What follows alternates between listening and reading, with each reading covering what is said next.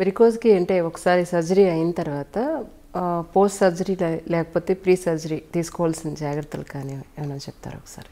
Right. So మా పరంగా ఈ వాస్కులర్ పేషెంట్స్ వెరికోజ్ వెయిన్స్కి అసలు ఏమాత్రం జాగ్రత్తలు ఏం అక్కర్లేదు. ప్రీ ప్రొసీజర్ వాళ్ళ నుంచి పొద్దున్న వచ్చి చాలామంది అప్పుడే చేయించుకుందామని డిసైడ్ చేసుకున్న వాళ్ళు ఉంటారు. ఫాస్టింగ్ 2-3 అవర్స్ మేము అప్పటికప్పుడే పెట్టి చేసేస్తాం. సో మాకు వేరే టెస్టులు చేయటం అగైన్ మా కాన్సెప్ట్లో ఏంటంటే ఈ ఎక్సెసివ్ మానిటైజేషన్ మాకు లేదు. వాళ్ళు మీరు డబ్బులు చేసుకోవాలని మాకు లేదు. So we don't do unnecessary test. ఒక 10 బ్లడ్ టెస్ట్ చేసేస్తాం మా పేషెంట్స్ అందరికీ. పోస్ట్ కూడా అయిపోయిన తర్వాత కూడా ఎటువంటి ప్రికాషన్స్ కూడా లేవు. వెంటనే పని చేసుకోవచ్చు, వాళ్ళు జాబ్కి వెళ్ళిపోవచ్చు, వాళ్ళు ఏం చేసుకోవచ్చు. పాయింట్ ఒక్కటే ఏంటంటే ఈ వెరికోజ్ వెయిన్స్ స్టేజెస్లో ఎర్లీ స్టేజ్లో వెయిన్స్ ఉంటాయి. నెక్స్ట్ వెయిన్స్ కనిపిస్తాయి, దాంట్లో కొంచెం నొప్పులు స్టార్ట్ అవుతాయి, దాంతో బ్లాక్ కలర్ స్టార్ట్ అవుతుంది, దాని తర్వాత పుండు స్టార్ట్ అవుతుంది. ఈ పుండు వచ్చిన వాళ్ళకి ఆ పుండు కారణంగా కొన్ని రోజులు రెస్ట్ అడ్వైస్ చేస్తాం అయిన తర్వాత.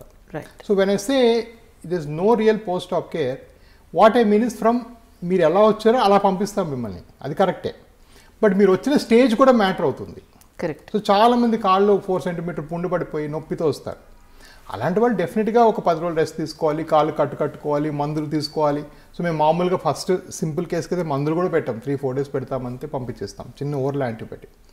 బట్ పెద్ద పుండు పండుగ వచ్చారనుకోండి మీకు ఐవీ యాంటీబయాటిక్స్ పెడతాం. So this will change. ఆ పర్సన్ టు పర్సన్ డెఫినెట్గా కొంతవరకు మార్పు ఉంటుంది. ఇకపోతే టెక్నాలజీ, నేను ట్రెడిషనల్గా ఈ వెరికోజ్ వెయిన్స్కి చేసేది లేజర్. అంటే చిన్న సూది పెట్టి ఒక చిన్న పుల్ల పెట్టి ఆ పుల్ల చివర లేజర్ ఉంటుంది, దాని తద్వారా దాన్ని వాడుకుని ఆ వెయిన్స్ని కరిగిచ్చేస్తాం. ఇంకా మోడర్న్ టెక్నాలజీ వచ్చింది, దాన్ని గ్లూ అంటాం. సో అట్లానే చిన్న పుల్ల పెట్టి ఒక చిన్న బంకలను విడిచి వదిలేస్తాం.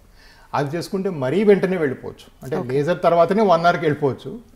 గ్లూ అంటే లిటరల్గా లేచి నడుచుకుని ఇంటికి వెళ్ళిపోవచ్చు. ఆ తర్వాత అక్కడ బర్న్ అయిన నర్వ్స్ని అబ్జర్వ్ అయిపోతాయి.